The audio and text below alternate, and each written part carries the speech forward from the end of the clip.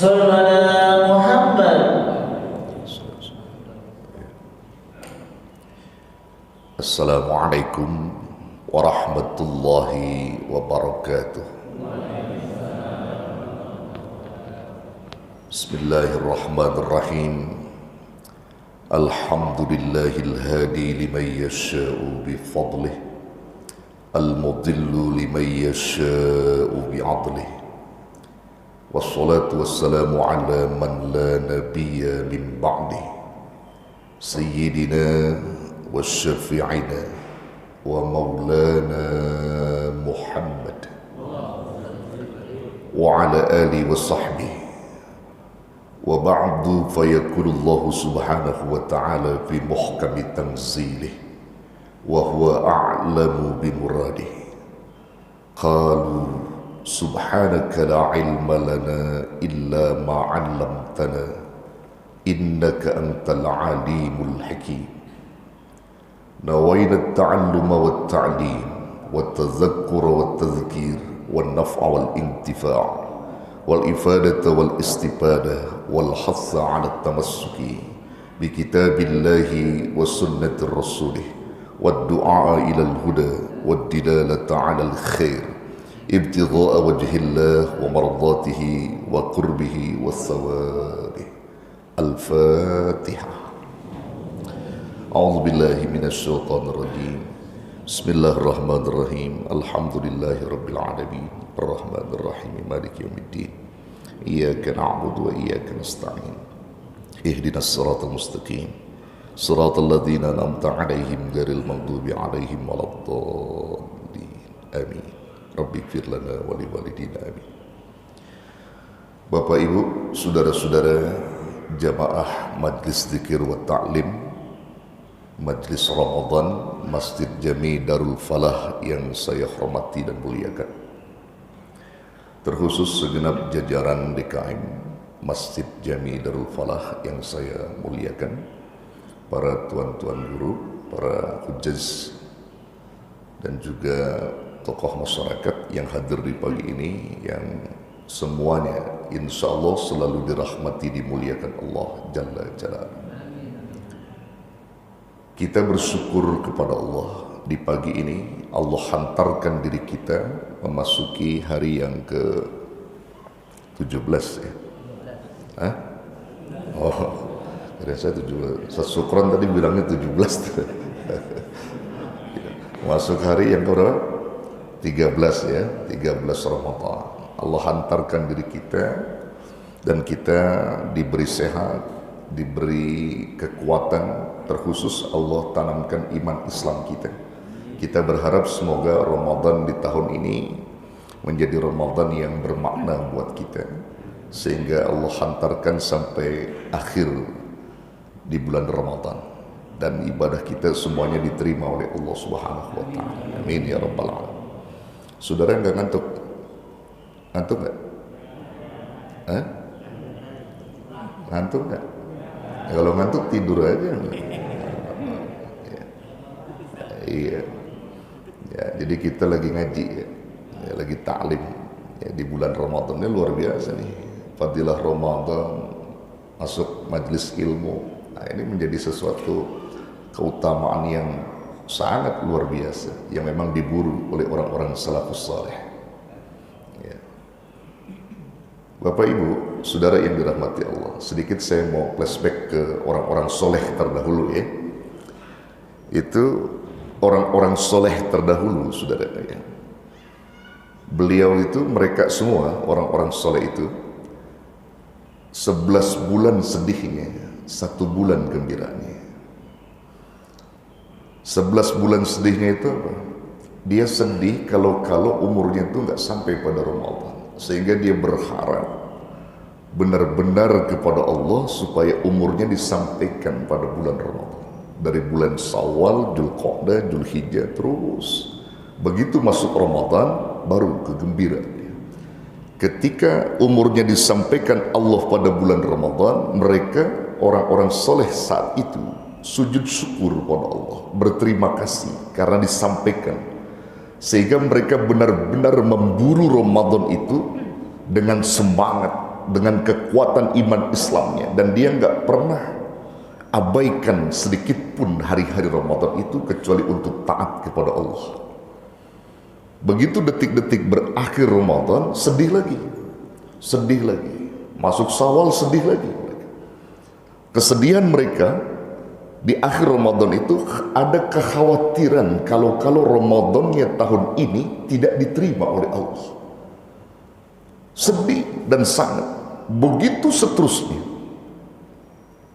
Maka ketika kita contoh orang-orang soleh terdahulu, saudara, begitu semangatnya mengejar Ramadan, 11 bulan sedih, 1 bulan gembira, dan detik berakhir sedih lagi, khawatir tidak diterima oleh Allah. Kalau kita kan beda. Sebelum Ramadan kita nanti betul Ramadan. Begitu masuk Ramadan, gembira kita. Udah masuk pengen buru-buru. Ustaz Sukron pengen jajalin kain barunya. Pengen buru-buru berakhir. Padahal orang soleh itu menginginkan bulan Ramadan seluruhnya dijadikan oleh Allah. Karena apa? Karena ini bulan sebagai bulan yang benar-benar dikhususkan buat umat Rasulullah Sallallahu Alaihi Wasallam yang tidak diberikan pada umat-umat sebelumnya. Maka kita beruntung menjadi umat Rasulullah. Maka sampai di dalam kitab At-Targhib wa Tarhib, baginda Rasulullah Sallallahu Alaihi Wasallam menegaskan kepada umatnya, ini hadis sahih,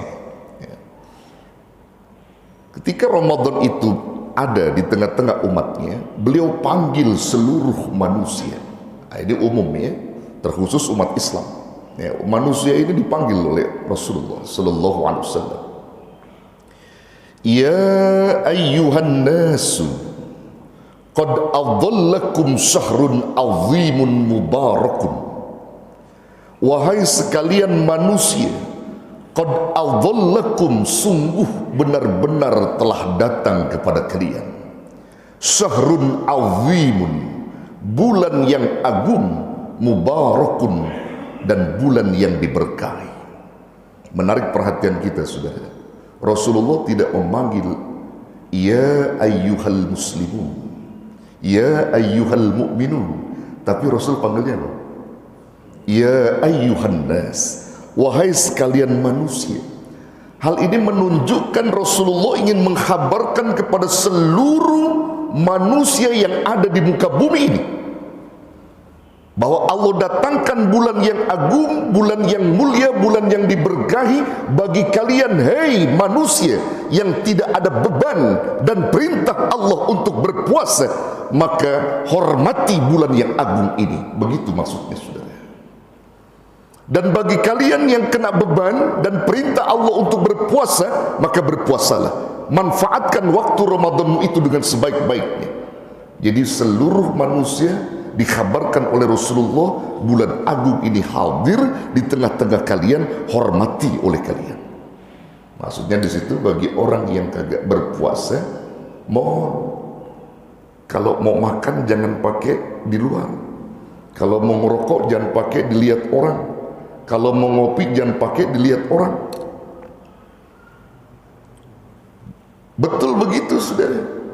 Warung-warung ditutup, warteg-warteg ditutup, cuman pakai horden. Kalau Ustaz Sukron masuk, kakinya doang kelihatan.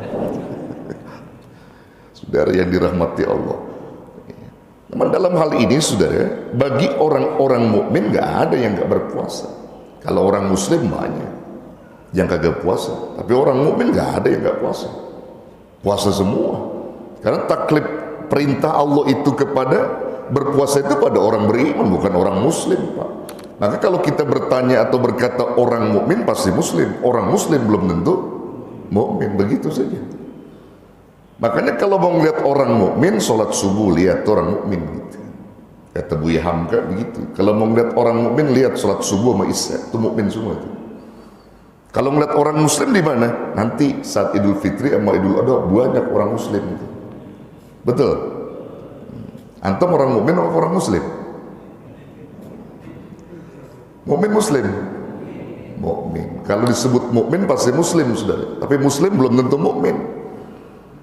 Ada orang ngaku muslim, bulan puasa jam 10 udah ngopi sama ngerokok. Ada nggak kira-kira jamaah kita yang begitu? Ngopi jam 10. Ya, na'udzubillah summa na'udzubillah. Ini Rasulullah SAW ingatkan kita, bulan agung, bulan yang diberkahi oleh Allah. Ya. Kata berkah ini saudara kan kalau dibahas ya, semua udah paham berkah. Mahul barakah. Apa itu berkah? Al barakah itu ziyadatul khair wa ta'ah. Imam Ghazali lebih spesifik lagi. Al barakah itu ziyadatul rahmah. Itu Imam Ghazali. Berkah itu adalah bertambahnya rahmat, bertambahnya kebaikan dan taat. Jadi kalau orang-orang di bulan suci Ramadan ini diberkahi oleh Allah, taatnya semakin rajin. Sebagai barometer ketaatan dia di bulan Ramadan untuk bulan-bulan yang lain.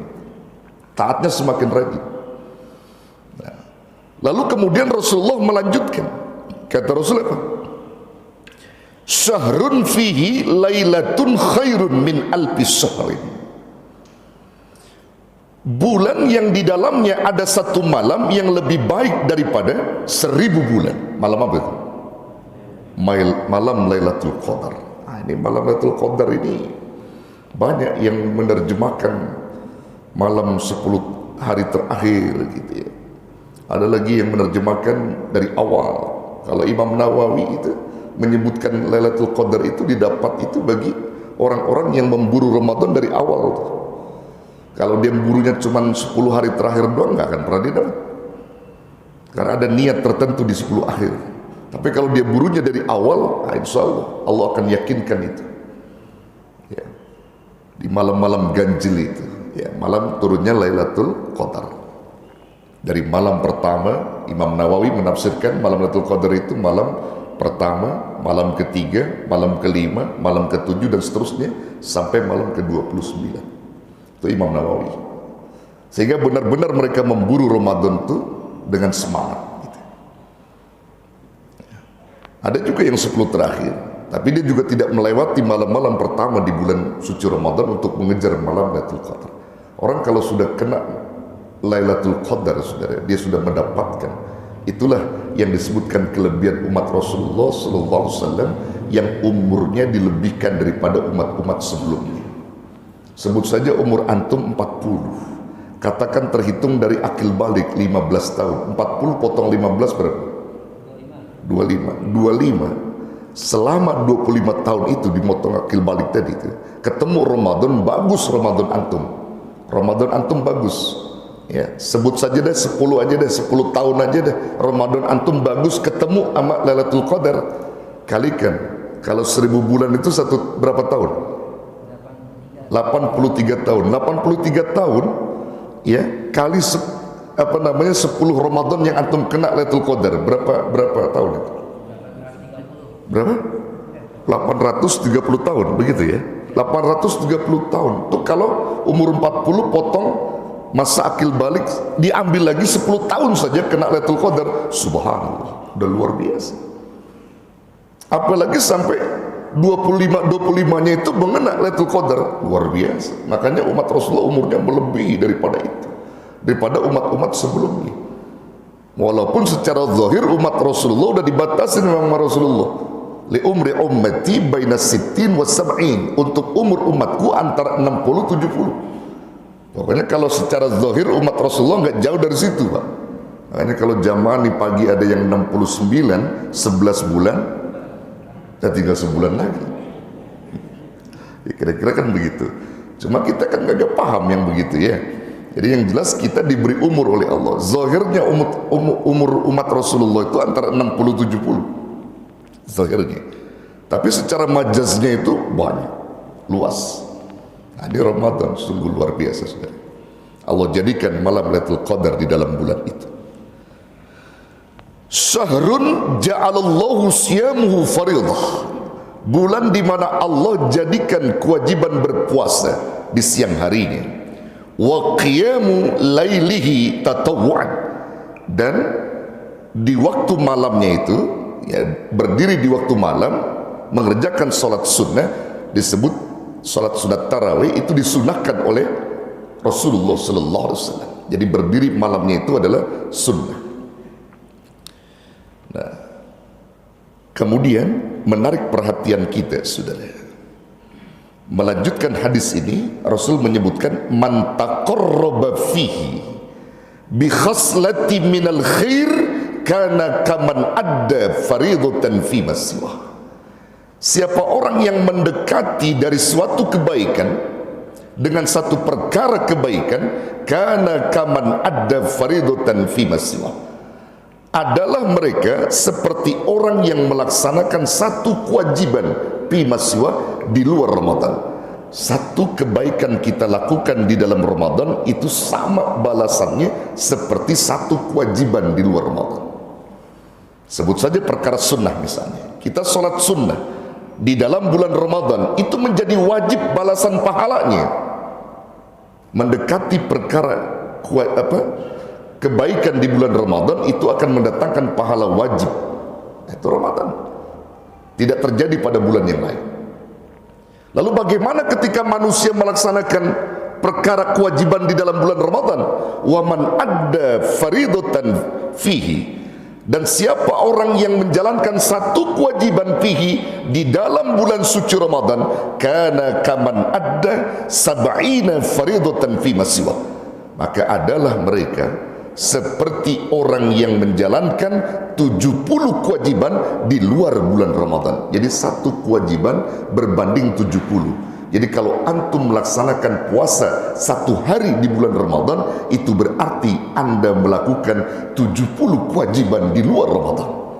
Ditambah lagi solat wajibnya, zuhurnya, asarnya, maghribnya. Satu kali zuhur di bulan Ramadan 70 kewajiban pahala zuhur yang Allah berikan kepada anda, bahkan lebih daripada itu. Subhanallah. Nikmat nggak kira-kira? Nikmat, berkah. Makanya diburu oleh orang-orang soleh yang begitu diburu. Termasuk nuntut ilmu wajib apa sunnah? Wajib. Ketika antum duduk di pagi ini di bulan suci Ramadan, sekali anda duduk ini 70 kewajiban yang Allah berikan kepada anda, 70 pahala yang Allah limpahkan, bahkan melebihi daripada itu. Kalau itu terjadi di bulan suci Ramadan. Nah, ini menjadi satu nilai penting bagi umat Rasulullah sallallahu alaihi wasallam. Makanya Syekh Muhammad Abdullah ibnu Abbas, beliau pernah menyampaikan kepada murid-muridnya. Beliau seorang ulama besar dari kota Damaskus yang melahirkan banyak ulama, melahirkan banyak ulama. Beliau pernah mewasiatkan kepada murid-muridnya, jika dirimu akan tenang, maka lakukan kewajibanmu, apa yang menjadi kewajibanmu kepada Allah. Jadi penuhi hak-hak Allah dalam hidupmu, maka dirimu akan tenang. Dan hak-hak Allah itu bila kau penuhi, maka Allah akan memberikan ketenangan ke dalam batin. Beliau mengecilkan lagi, hak Allah itu didapat secara sempurna manakala kau berada pada bulan suci Ramadan. Jadi kewajibanmu secara sempurna akan kau dapat manakala kau bertemu di bulan Ramadan. Nah, sekarang pertanyaannya, apa kewajiban kita kepada Allah? Maka Syekh Muhammad Abdullah ibnu Abbas menyebutkan hukukul ibad 'ala Allahi arba'ah. Hak kewajibanmu kepada Allah itu ada 4. Ada 4, enggak banyak. Jadi kewajibanmu kepada Allah itu ada 4 katanya, yang membuat dirimu tenang, membuat dirimu nanti berkah. Tunaikan itu. Jadi kalau selama ini kamu belum tenang karena belum menunaikan kewajiban itu secara sempurna, maka dibuktikan di bulan Ramadan ini. Yang pertama disebutkan oleh beliau, hak kewajibanmu kepada Allah, artinya yang menjadi kewajibanmu terhadap Allah, yang akan kau penuhi hak Allah. Yang pertama itu disebutkan beliau adalah at-ta'ah, taat. Taat kepada Allah. Taat yang dimaksud bagaimana? Taat yang dimaksud itu merupakan ketenangan dan ketundukan hatimu kepada Allah, yang kamu tidak pernah merasa taat kepada Allah,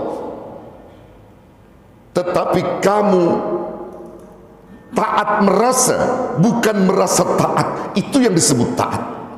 Tapi kalau ada orang yang sudah menyebut merasa taat, berapa urusannya? Belum taat. Tapi kalau orang yang mengatakan taat merasa, itulah orang taat. Kira-kira antum dari dua hal itu milih yang mana? Taat merasa apa merasa taat? Taat merasa apa merasa taat? Coba antum pikirin, coba. Kalimatnya kan antum pikirin. Orang kalau udah sebut merasa taat dalam dirinya sombong, betul? Sombong. Tapi kalau taat merasa tawadu, saudara. Maka disebut oleh Syekh Muhammad Abdullah Ibnu Abbas, orang yang benar-benar taat manakala di dalam dirinya ia mengatakan taat merasa, bukan merasa taat. Sama dengan apa? Dengan kalimat merasa benar dengan benar merasa, bagus yang mana? Bagus yang mana? Benar merasa, bukan merasa benar. Kalau orang merasa benar udah sombong itu. Jadi orang taat itu adalah orang yang tidak mengakui dirinya taat, saudara. Nggak pernah dia akui dirinya taat. Artinya dia merasa banyak kekurangan dalam taat, begitu. Banyak kekurangan dalam taat, itulah orang yang taat sesungguhnya. Itu orang yang taat. Maka batinmu akan tenang ketika itu. Kalau kamu benar-benar taat kepada Allah dan kamu tidak merasa menjadi orang yang taat, tapi kamu taat merasa. Taat kepada Allah. Makanya bulan suci Ramadan itu juga disebutkan beliau sebagai syahrut ta'ah, bulan taat. Jadi Ramadan itu bulan taat, yang benar-benar ketaatan. Nah, disinilah ukuran kita, saudara. Maka jangan pernah kita merasa diri kita adalah orang yang paling taat, jangan. Taat merasa boleh, jangan merasa taat. Ya, jadi taat di sini penting sekali, saudara. Yang kedua, kewajibanmu kepada Allah yang kamu harus tunaikan agar dirimu tenang adalah wat-taubah. Taubat. Wat-taubat, taubat. Kenapa dikatakan taubat? Taubat ini identik dengan istighfar. Jadi mengakui akan kesalahan-kesalahan kita di hadapan Allah Subhanahu wa taala. Taubat diambil dari kata taba yatubu taubatan, roja'a yarji'u ruju'an, kembali. Orang yang taubat adalah orang yang mau kembali kepada Allah, yang mau dibimbing oleh Allah. Bulan suci Ramadan ini sebagai wadah untuk pembimbingan manusia, diarahkan Allah untuk benar-benar taat dan taubat kepada Allah. Nah, ini penting, saudara.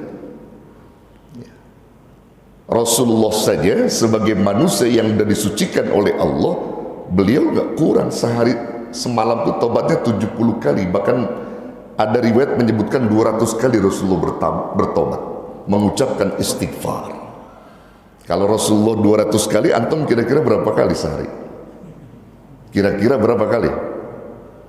Melebihi daripada itu. Rasulullah 200 kali dalam sehari, antum bisa 2 juta kali mestinya. Bayangkan, saudara. Nah, terlebih di bulan Ramadan, ketika kita sekali beristighfar di bulan Ramadan, itu melebihi ampunan Allah. Bukan sekali pemberian ampunan, bisa berjuta-juta ampunan kita dapatkan di saat istighfar itu kita panjatkan di bulan suci Ramadan. Ini menjadi catatan buat antum. Penting, saudara. Bahkan sampai Rasulullah Sallallahu Alaihi Wasallam memberikan apresiasi kepada orang-orang yang melazimkan istighfar, terlebih dia lazimkan di bulan Ramadan. Allah memberikan 3 kemuliaan kepada orang yang lazim membaca istighfar. 3 kemuliaan diberi oleh Allah Subhanahu wa taala. Dalam hadis yang disanadkan dengan sanad yang sahih, yaitu Ibnu Abbas yang menyanadkan hadis ini, dan hadis ini diriwayatkan oleh Imam Abu Dawud dan Baihaqi, sanadnya sahih. Ibnu Abbas, apa kata Nabi? Man lazimal istighfar, siapa orang yang melazimkan istighfar, ja'alallahu lahu, Allah akan menjadikan baginya min kulli hammin faraja. 1, dari tiap-tiap kesusahannya menjadi kesenangan. Susahnya aja jadi senang, saudara. Orang kalau lazim istighfar, susahnya jadi senang. Bagaimana senangnya? Coba, susahnya dirubah sama Allah jadi kesenangan. Nah ini antum boleh pilih lagi saudara. Pilih susah jadi seneng apa seneng jadi susah? Pilih. Susah jadi seneng apa seneng jadi susah? Aku diem aja ditanya.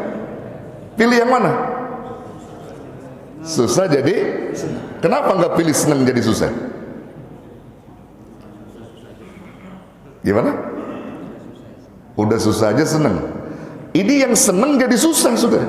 Kalau lazim istighfar susah jadi seneng. Coba kita lihat mana orang-orang yang susah jadi seneng. Susah dari sisi finansial, misalnya begitu, ekonominya berkurang. Lazim istighfar, diberi sehat oleh Allah. Dia bersyukur dengan sehat yang diberikan oleh Allah. Sekalipun dia susah dan miskin, lisan dia masih bisa berzikir menyebut Allah. Gerakan tangan dan kakinya masih bisa sujud kepada Allah. Dia masih bisa melangkahkan untuk sholat berjamaah karena tubuhnya diberi kesehatan. Miskin dalam sisi ekonomi, susah dirubah jadi senang. Orang yang lazim istighfar. Bagaimana orang yang senang jadi susah? Senang banyak kekayaan, miliaran hartanya, tapi fisiknya tidak memadai. Fisiknya sakit, mau makan apa saja serba dilarang. Mau makan daging dilarang, mau makan enak dilarang. Ada darah tinggi, takut kolesterol, ada ginjal, stroke, duitnya banyak, seneng tapi jadi susah. Nah, seneng jadi susah. Coba. Kalau kita contohkan begitu tuh, ente banyak duit nih, duit ente banyak, miliaran, mau beli apa juga bisa. Tapi antum nggak bisa menikmati duit antum. Antum cuman ada di kursi roda, makannya cuman bubur sama air putih. Kira-kira enak nggak? Enak nggak? Enak ya. Jadi mendingan susah, badan sehat, begitu ya? Betul. Mendingan miskin, badan sehat, kemudian jadi senang. Bener gitu? Bener? Bener nggak? Ayo sama-sama berdoa, jadikan kita miskin. Antum gak mau jadi miskin. Gak mau jadi miskin. Emang itulah apa namanya penyakitnya orang timur begitu saudara. Orang timur tuh kan ada dua yang ditakutkan saudara. Pertama takut miskin, kedua takut mati. Itu orang timur tuh. Antum umumnya tuh dua ini yang ditakutkan, betul nggak? Takut miskin, takut mati. Antum takut miskin nggak? Saya tanya, takut miskin nggak? Kalau antum takut miskin, emang udah miskin, ngapa mau ditakutin? Yang mesti takut miskin itu yang kaya mestinya. Orang kaya takut miskin pantas, betul nggak? Nah orang miskin takut miskin begini. Orang miskin takut miskin sudah. Iya. Amat takut mati deh. Padahal Al-Imam Abdul Wahab Asy-Sya'rani dalam kitabnya Tanbihul Muqtarin yang terkenal itu, beliau pernah menyebutkan, bila dua rasa takut ini hilang dalam jiwamu, maka bahagialah kamu. Kata Imam Asy-Syaikh Abdul Wahab Asy-Sya'rani, bila dua rasa takut ini hilang dalam jiwamu, maka bahagialah kamu dan beruntunglah kamu. Apa itu Syekh? Rasa takut miskin dan takut mati hilang dalam hidupmu, kamu akan menjadi orang bahagia yang disenangkan oleh Allah Subhanahu wa ta'ala. Namun ketika dua rasa takut ini masih menghantui dirimu, jangan pernah berharap bermimpi menjadi orang bahagia. Jadi saya tanya sama antum takut miskin? Takut miskin? Saya tanya, antum takut miskin? Enggak. Karena gue udah bilangin ya. Antum takut mati? Enggak. Kalau pagi ini Allah rindu sama antum, mau dicabut nyawa antum, mau? Berarti takut lo ya. Takut mati berarti lo. Takut mati itu. Ya. Takut miskin, takut mati. Padahal saudara, maaf ya, bahasa miskin kaya itu udah qadarullah. Jangan antum pikirin. Nggak perlu ditakutkan, kata Syekh Abdul Wahab Asy-Sya'rani. Itu udah qadarullah. Urat antum memang urat miskin, nggak akan bisa kaya. Betul? Ya, Ustaz Sukran. Kalau Ustaz Sukran sih uratnya urat kaya dia. Urat miskin nggak bisa. Urat kaya ya kaya, qadarullah. Makanya di sini yang perlu kita pahami, saudara. Kalau orang sudah ditakdirkan miskin, pantas menurut Allah beruntung. Dan ditakdirkan kaya, pantas menurut Allah juga beruntung. Ini yang jadi masalah adalah ketika Allah melihat dia nggak pantas jadi orang kaya, pantasnya jadi orang miskin. Dia nggak pantas jadi orang miskin, pantasnya jadi orang kaya. Tapi orang yang nggak pantas menurut Allah, menurut dia pantas, itu jadi masalah. Contoh, antum itu sebenarnya menurut pandangan Allah nggak pantas kaya, gitu. Itu kata Allah. Tapi antum ngerengek supaya minta kaya. Ini gak bakal berhasil, Pak. Kekayaannya gak bakal barokah. Karena qadarullahnya antum gak pantas kaya, pantasnya miskin. Contoh lagi, saya ini uratnya ini ditakdirkan Allah pantas kaya. Lalu saya merengek-rengek jadi miskin. Nggak bisa, sudah. Tetap dijadikan kaya sama Allah. Antum uratnya miskin, merengek jadi kaya, nggak bisa. Mau jadi urat miskin apa urat kaya ente? Ini yang perlu dipikirkan sama antum. Ini ada hadisnya. Dalam hadis disebutkan apa? Hadis kursi ini ya. Ini kalau kita pahami ini, mungkin barangkali kita nggak bakal cemburu lagi sama orang-orang kaya. Karena hadis kursi ini mengatakan begini dalam hadis ini ya. Inna min ibadi man la yasluh illa al-faqru walau agnaituhu lapasadtu alaihi dina. Sesungguhnya sebagian hamba-hambaku sebagian hamba-hambaku ada yang tidak kuberikan kekayaan melainkan kemiskinan. Walau agnaituhu, kalau sekiranya aku kayakan dia, aku merusak agamanya. Sudah, dia itu miskin pantas menurutku, kata Allah. Udahnya miskin taat, udahnya miskin zikir kepada Allah, udahnya miskin nggak sombong. Apa yang mau disombongin orang miskin? Bener-bener dia itu taat, pantas miskin. Yang kedua, wa inna min ibadi man la yasluh illal ghina walau afqartuhu lapasadtu alaihi dina. Sesungguhnya sebagian hambaku juga ada yang tidak kuberikan kemiskinan melainkan kekayaan. Kalau aku pakirkan dia, kumiskinkan dia, aku merusak agamanya. Sudah, lebih bagus dia kaya. Jadi kaya pantas menurut Allah, miskin pantas menurut Allah. Kalau orang kaya pantas menurut Allah, itu artinya orang kaya yang tidak pernah takabur dengan kekayaannya. Dia kaya tapi mau taat, dia kaya mau berzikir, dia kaya mau menyumbangkan kekayaannya di jalan Allah. Berapa banyak fakir miskin yang dibantu oleh mereka, berapa banyak masjid-masjid berdiri karena kekayaan mereka. Mereka pantas menurut Allah kaya. Jadi dua hal ini jangan anda nggak perlu risau lagi, saudara. Ya, jadi kira-kira antum tuh adanya di posisi mana? Pantas miskin menurut Allah apa pantas kaya menurut Allah? Di mana antum pilih? Keberadaan antum di mana nih? Pantas miskin menurut Allah apa pantas kaya? Lu pasti milihnya kaya kan? pasti milihnya kaya. Padahal orang kaya itu nanti hisabnya lama di akhirat itu. Tapi semuanya pada milih kaya. Insyaallah. Ini saudara, kalau kita renungi nih ya, ini luar biasa. Ini taubat. Jadi tadi yang disebutkan istighfar, orang yang lazim istighfar, maka kesenangannya dirubah menjadi kesusahannya dirubah menjadi kesenangan. Satu. Kedua, orang yang lazim istighfar, kata Nabi, kemuliaan yang kedua diberikan oleh Allah, min kulli dhayqin makhraja.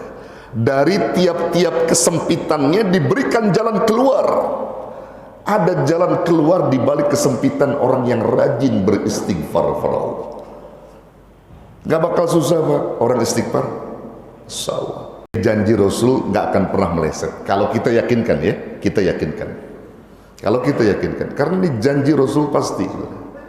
Segala kesempitannya itu ada jalan keluar yang diberi oleh Allah. Dua, orang yang rajin istighfar, lebih-lebih di bulan Ramadan. Yang ketiga, nah ini tiga kali pentingnya. Orang yang lazim istighfar, kata Rasulullah Sallallahu Alaihi Wasallam, wa razaqahu min haitsu la yahtasib. Allah berikan rizki dari arah yang tidak diduga-duga. Masya Allah, luar biasa. Mau bukti nggak? Mau bukti nggak? Amalin istighfar. Pagi ini saya ijazahkan antum di bulan Ramadan, perbanyak istighfar. Perbanyak istighfar, akui segala kesalahan. Orang kalau sudah yakin mengucap istighfar dari hati yang paling dalam, saudara, karena istighfar itu dilakukan bukan hanya orang yang berbuat dosa saja, orang-orang taat juga masih banyak kesalahan ketaatannya, banyak istighfar kepada Allah. Akui segala kesalahanmu. Pengakuan diri seorang hamba di hadapan Allah, Allah paling senang, saudara.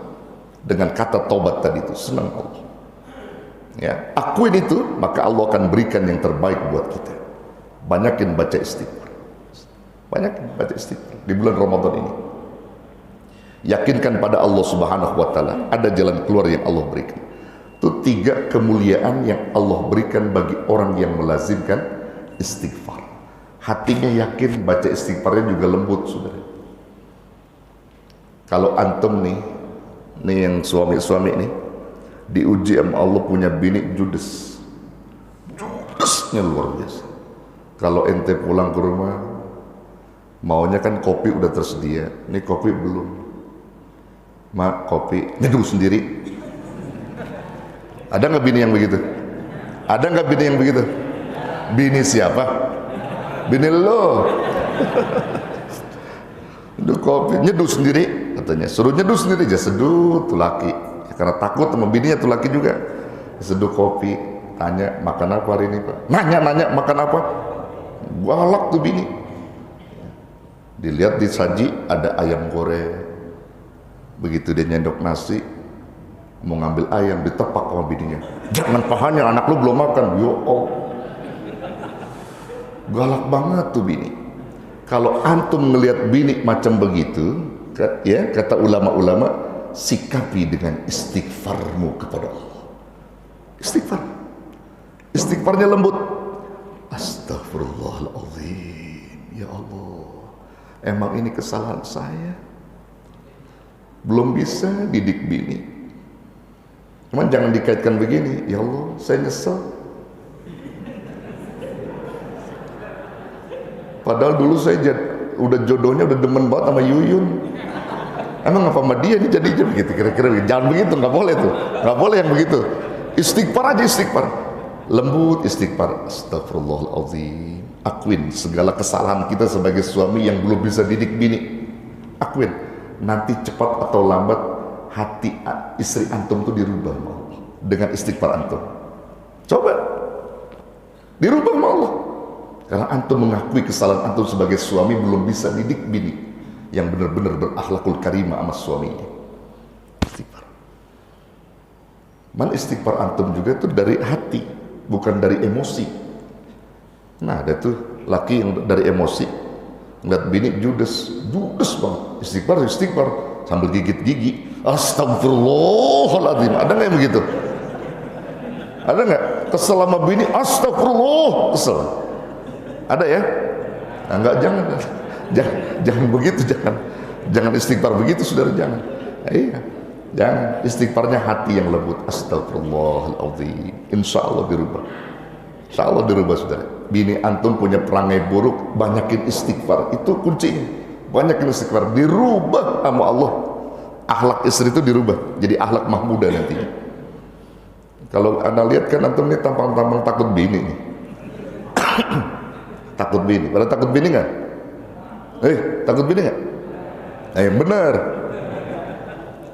Tapi memang ada kelebihannya, saudara. Jadi antum yang takut bini ini saya berikan apresiasi, ya. Orang-orang yang takut bini, suami-suami takut bini, nanti di sisi Allah tuh, ya, siksaannya ringan, Pak. Ringan. Ini saya bilangin. Kenapa ringan? Karena udah lebih dulu tersiksa. udah lebih dulu tersiksa sama bininya, saudara. Jadi Allah juga paham, jadi diringanin, saudara.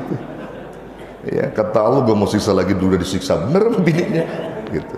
Ini mah kata saya, saudara, jangan kata hadis, bukan kata hadis, kata saya ini. Nah, jadi saudara yang dirahmati Allah, ini penting ya.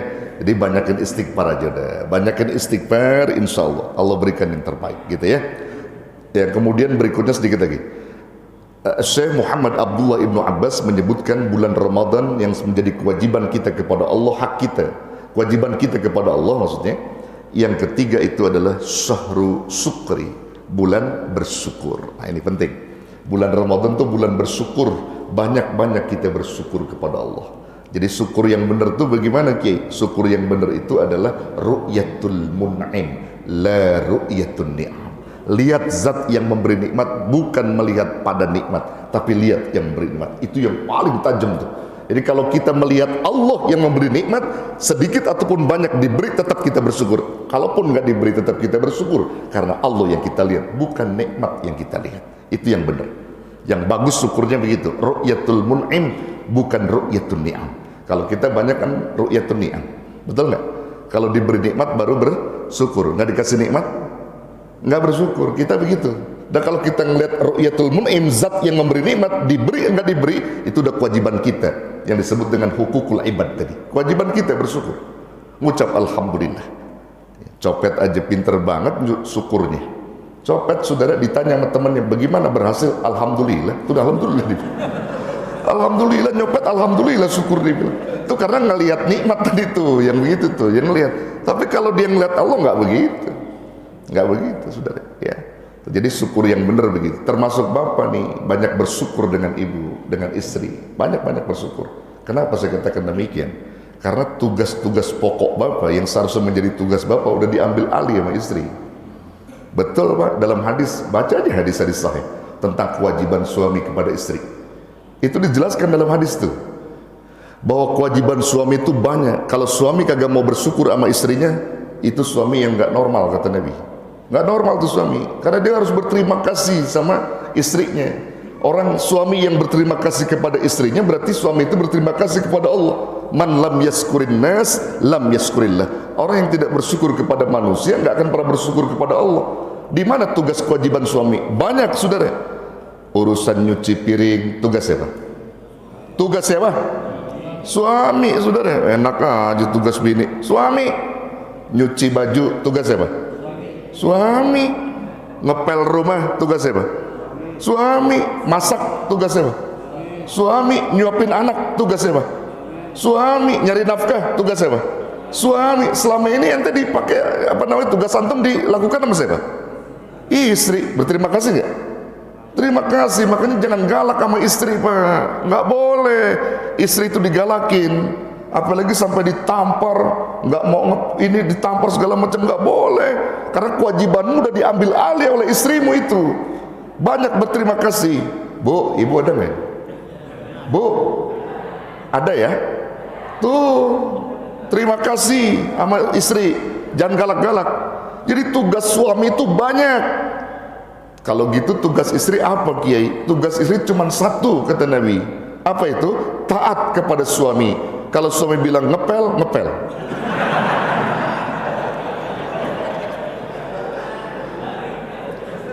Ya, kalau suami bilang masak, masak. Jangan pakai nolak. Itu tugasnya itu. Bu, akur nih. Dia udah seneng aja tuh, ibu udah seneng. Jadi itu taat ya, Bu ya. Taat sama suami, dan insya Allah berkah itu ya. Ya, jadi Ramadan disebut juga sebagai syahrus syukri, dan terakhir Ramadan disebut juga sebagai apa? Syahrus sabar, bulan sabar. Banyak sabar, wasabru sawabul jannah. Sabar itu balasannya surga. Yakinkan diri kita kepada Allah bahwa Ramadan tahun ini Ramadan yang bermakna, dan terus kita semangat juang untuk taat berbakti kepada Allah. Jangan pernah abaikan hari-hari Ramadan dengan berlena-lena, kecuali kita taat kepada Allah. Banyakin baca Quran, banyakin zikir, banyakin istighfar. Insya Allah Allah akan berikan yang terbaik buat kita. Wallahu a'lam bissawab.